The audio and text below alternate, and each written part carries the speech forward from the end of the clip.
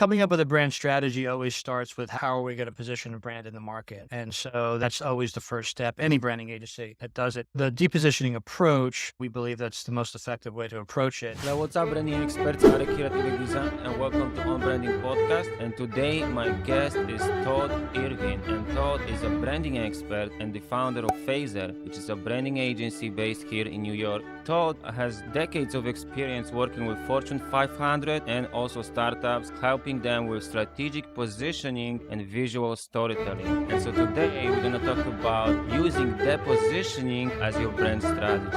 Hello, Todd. Thanks for joining us today. Hey, Arek. Nice to meet you. Nice to see you. Glad to be here. Thank you so much. I've read your article on Branding Mag, and this is a very interesting concept that you are talking about, right? So brand purpose became the thing in branding these days, right? And companies just focus on showcasing, finding their brand purpose or a cause they fight for and showcasing that to their audience to better connect with them and so on. Their brand building efforts are around that, around brand purpose. But you argue while it is important, it should come secondary, and you argue that positioning should be the top of mind when it comes to brand building. So maybe we can start with you explaining to our audience who've never heard about this concept, what is depositioning? So exactly what it is, it's an approach to brand positioning. A lot of people, because it has the word positioning in the title, depositioning, some people think it's something different than brand positioning, but actually what it is, it's an approach to brand positioning. What I think is, and I just know this from experience, is that I do think it's the most effective way to approach brand positioning. And I think what you were mentioning earlier about brand purpose, I have become a little bit of a contrarian to brand purpose. Now, I want to make it clear that I think brand purpose is very important. I just don't believe that when it comes to a brand strategy, that it is the thing that should sit at the top. It shouldn't be the first thing that gets focused on. At the end of the day, what we're all trying to do is grow our businesses. And what you're looking to do is, and I hope you don't mind if I go off on a little tangent here to explain it. I think what you're looking to do here is create traction with your customers. And the way to do that actually is to understand what they're looking for when they're out in buying mode. And what that is that they have a desire to buy something or they're looking to solve a problem, right? Yeah. And you want to tap into that, and that's tapping into relevance. When they get there, they want to know that you can deliver on those things, their desires or solving their problems. But also, why should they choose you over the next company? And so what depositioning does is it's when you create something that's a positive about your company that highlights a negative about your competitors. That's how you deposition your competitors. And when you do it correctly, and big companies know how to do this, in my article for Branding Mag, I talk about Apple and Starbucks specifically, but there's lots of case studies around this. It really is effective when it's done well. Okay, so just to some of my key takeaways for our listeners. So what is depositioning? So as you already explained, is a form of positioning. Is basically talking about highlighting what you do better than your competitors. Yeah. So positioning against your competitor, talking to people why they should choose your brand over your competitors. So that's right. But so you do it in a way, Arek, you do it in a way that you highlight their negatives. Besides the Apple case study and the Starbucks case study in my article, like a really famous case study around depositioning is Arby's. Where's the beef? So the pain point the customer had with McDonald's and Burger King was they were really skinny hamburgers in their Big Macs and Whoppers, right? So we're going to own the fact that we're going to deliver on lots of beef, lots of meat in our hamburgers, right? And they don't go out there and say, don't buy McDonald's, don't buy Burger King. What they say is, we've got the meats, right? Or where's the beef? It's here.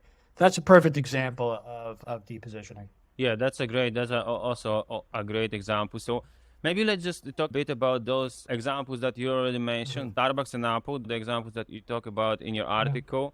I think it's really interesting. And these are big brands, so we all know them, and so we can relate and understand the concept. So can you just talk to us a bit about how Apple shifted their focus and how Starbucks created this concept of a third place? Yeah, the way that Apple did it was through the concept of privacy. Apple, over the years they've been in business since their inception, they had positioned their brand around this concept called usability. And so what is usability? They just have the computers that are the easiest to use, most beautiful design. Usability was the foundation of what Steve Jobs' vision was for the original Apple computers, MacBooks. And so that foundation typically doesn't shift very often with the company. But what happened was when they got into digital home, Apple was actually first to the market with Siri, right? But then Alexa came on with Amazon, Google Home with Google, Facebook got into the game, and Apple lost. And I say this in the article, Apple never loses. So what did they do? They figured out, okay, how are we going to compete against Google and Amazon? What's the pain point that customers have with those two companies? The pain point was transparency, okay? So what's the one thing that Apple can deliver on that Google and Amazon cannot? It's privacy, and privacy is the pain point. But instead of going out and saying, again, it's not negative campaigning. They're not going out saying, don't work with Google, don't work with Amazon. They're saying, hey, everything we're about is about privacy, and they really owned it. And so that's how they deposition their competitors. And look what's happened in the last 5 years. They started doing it 5 years ago. They become a company with $1 trillion valuation. As far as Starbucks, I think Howard Schultz is brilliant with his strategy around this concept, this brand positioning concept called the third place. And what is that? They saw the big company, the big brand that was in the sector. It was Dunkin' Donuts, 50-cent coffee. You're in, you're out, but it's an eyesore on the neighborhood. Nobody really wanted to hang out there. There's the dirtiness to the brand, but hey, you get a cheap cup of coffee. It doesn't really taste good. And he was in Europe, and he's at the cafes, and European cafes, people spend the whole day there. They eat there. They work out of the cafes. It's really a third place, and that's what he did. He came up with this concept of the third place in somebody's life. You've got home, you've got work, and you've got Starbucks. And they positioned the brand around this idea of community and this concept of the third place. When Starbucks move into neighborhoods, they design the Starbucks around the neighborhood. It doesn't become an eyesore in the neighborhood. People aren't afraid of it. They welcome it. So that's another really good example of depositioning and how it works. Now, we're talking about a bunch of big brands here. We're talking about Apple. We're talking about Starbucks. We're talking about Arby's, right? The approach, though, works for all types of companies. Our agency, we do this for startups. We do it for small and medium-sized businesses. The approach works. It really is the most effective way to position a brand in the market. So it works for big brands as well as small startups, right? That's correct. Basically, on the fundamental level is about the same idea, about highlighting some of the positive features about your brand that you can brag about and your competitors cannot. That's right. And sometimes it's about highlighting their negative. It's about them, their brand. So that's right. But in general, as you mentioned, it's just like brand purpose and brand vision and value proposition. All those things, they do matter and they are important. So you argue that actually positioning is the most important thing. It should, when we look at the brand and our brand building efforts, is the top of mind, and everything else should be follow that positioning. So focusing on desires, pain points, and positioning your brand. Coming up with a brand strategy always starts with how are we going to position a brand in the market. And so that's always the first step. Any branding agency that does it. The depositioning approach, we believe that's the most effective way to approach it. But a lot of agencies are out there doing brand positioning, and they approach it from an angle of purpose. We're going to create a purposeful brand, or we're going to create a differentiated brand. My argument is that customers aren't walking out into the market to buy something with differentiation or purpose in mind. They're looking to fulfill something, a desire that they have for something, or they're looking to solve a pain point, right?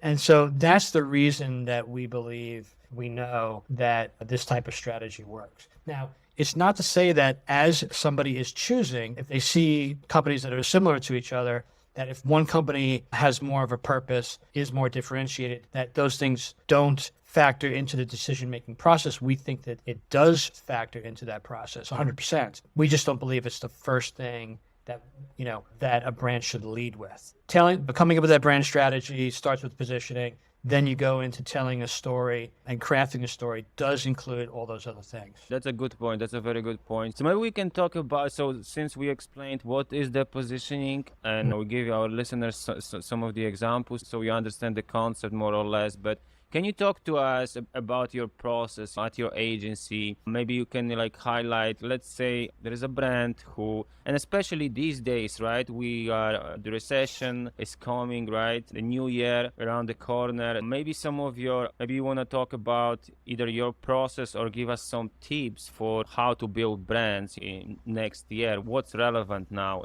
in branding, how we should approach brand building? Yeah, it's interesting. I've been running brand strategy agencies for the last 20 years. It's always been one of those things that you have to convince leadership to do. There's always been this tendency for leadership to think that it's more of a cost than it's an investment. I think it's changed over the last 5 years or so. I think we're seeing a lot more senior level executives who aren't in the marketing department, the CEOs, even the CFOs, who they look at it now, they're like, okay, we understand that it brings value and we see it as an investment. Anytime there's a downturn in the market, it's tough on a business, but it's also an opportunity to gain market share. And what gains market share more than brand? So investing in brand right now is actually, we believe, should be a priority 100% because of that opportunity with the downturn. Now, I'm not an economist, but I've heard a lot of skepticism around whether that downturn is coming or not. What's interesting is to watch the news right now and listen to specifically business news and the different opinions about the downturn. What I love about listening to it is it really is all about perception, and that it does support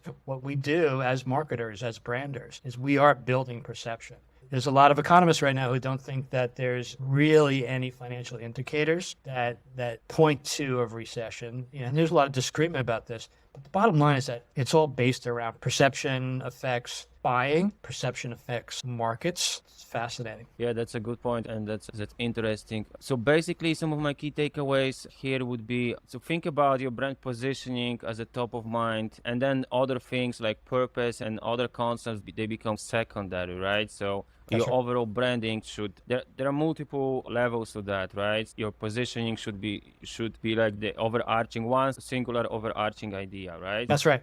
That's right. And you also made a good point about the shift that is now happening, that more and more brands and startups and entrepreneurs, they understand more that brand strategy is actually an investment and is actually important now more than ever, and they don't see it as cost anymore. There is this shift too. And so can we just speak to the process? What is your process? How do you work with clients? How long usually? I understand that you work closely with your clients to help them with strategy and then also storytelling and design and so on. But can you talk to us a bit about what is your typical process working with a typical client? Yeah, I think our process is very similar to other agencies. We start with deep dive research into markets, looking closely at trying to understand what their desires are, what are the problems they're trying to solve. We look in that first phase, research, deep dive. We're looking at competitors. If you're going to get to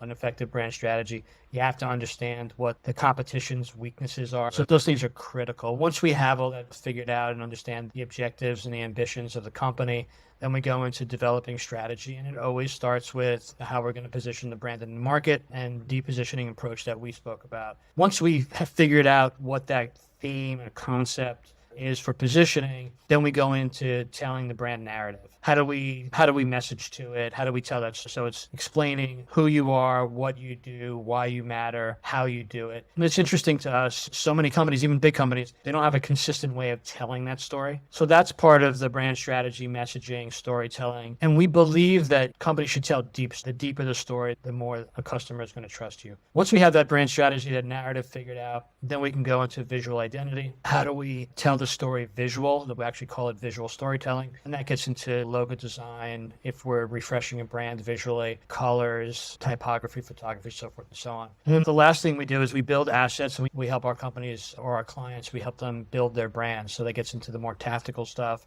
Now, we're a brand strategy and creative agency, so everything that we do is in that lane, so to speak. But then we help our clients bring in more tactical partners like PR agencies, media strategists, so forth and so on. So That's a pretty basic overview of our process. Yeah, that's awesome. That totally makes sense. You take it from the strategy to messaging, storytelling, to design, and also you help your clients go beyond that, help them actually launch that new brand, work with That's all right. the PR agencies and marketing agencies and so on. Correct. Awesome. I really appreciate you taking the time to come on the show and share your perspective on branding, positioning. And for those who just want to connect with you, what's the best way? Are you active on LinkedIn?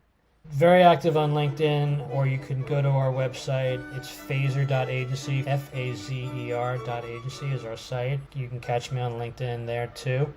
Great to be on the show with you talking about this stuff. Really enjoyed it. Awesome. Awesome. Thank you so much.